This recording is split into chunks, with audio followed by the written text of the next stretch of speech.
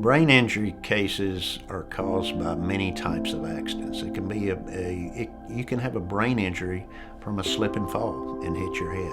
You can have a brain injury from a car accident, truck accident. You can have a brain injury from many types of accidents, and so there's too many to actually name. Clients come to me in a very confused and I don't know what to do state. They're needing to know where do I go, what treatment do I continue with on a brain injury, and if it's going to go into a lawsuit, how do I need to approach it from a brain injury standpoint.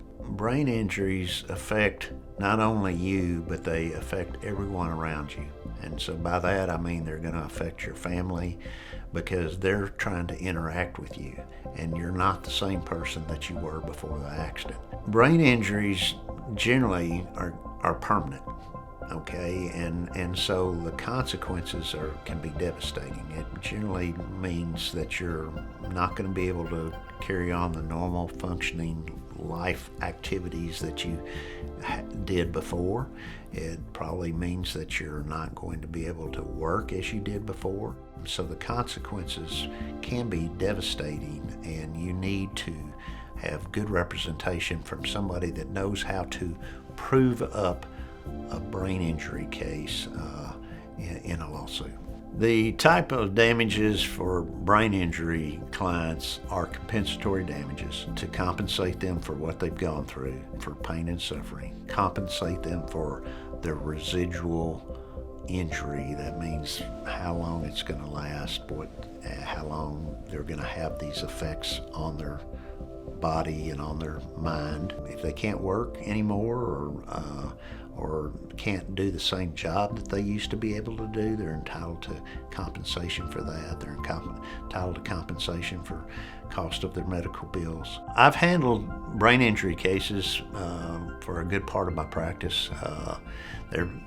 Those are very serious cases. They don't come along all that often, thankfully, but they do come along, and I've handled a number of brain injury cases, and they're difficult cases to handle because the defendants will fight you because they are so serious, and the damages are generally a whole lot higher in those type of cases. I think my past clients and current clients would say that I'm very involved in their case, that I know what I'm doing, I'm very experienced, that I've given them good advice. I hope to give them good advice. I think they trust me, and trust between a client and the lawyer is probably the most important thing. Client communication is very important. It's important for me to get back to my client as soon as possible.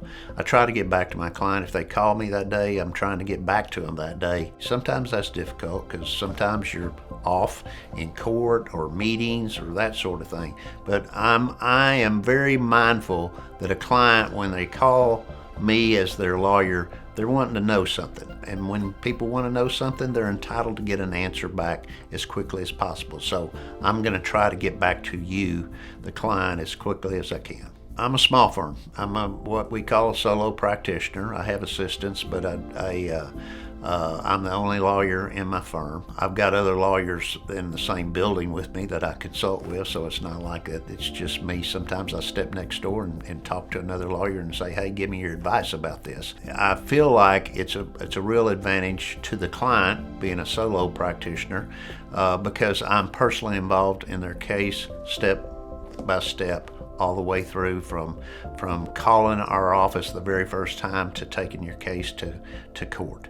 My firm is different in the respect that I have been practicing for 40-something years. I have a lot of experience, and what I think is a real advantage to the client and the difference in my firm and others is that I have practiced on both sides of the case. And by that I mean I've done defense work.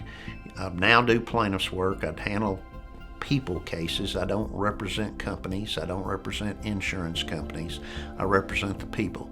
And I think I'm different in the respect that I have that experience that at one point in time, I did represent insurance companies. It was 20 plus years ago, but I know what to anticipate that they're going to do and can be a move ahead of them at all times. During an initial consultation with a brain injury client, I'm hoping that the client brings family members with them, because generally the family members can tell how it's affected their life.